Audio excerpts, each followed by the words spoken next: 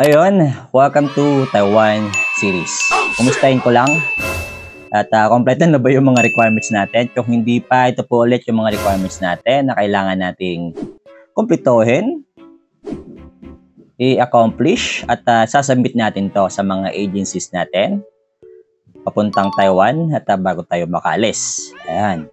So for today's video, pag-usapan natin yung Form 1A and Form 102. Alin nga ba sa dalawa ang kailangan nating kunin?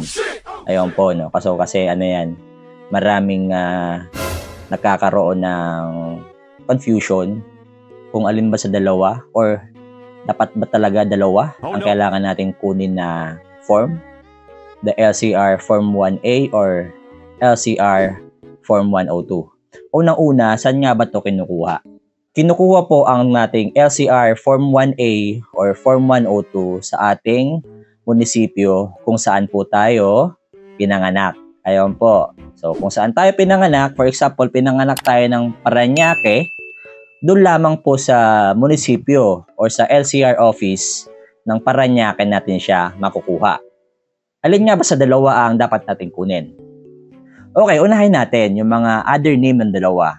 Ang LCR Form 1A, ang other name niya is LCR Birth Certificate. While the other name naman ng LCR Form 102 ay LCR Death Certificate. So doon pa lang, malalaman na natin kung alin ang dapat natin kunin. Tama po kayo. So ibig sabihin, ang kailangan nating kunin ay ang tinatawag na LCR Birth Certificate.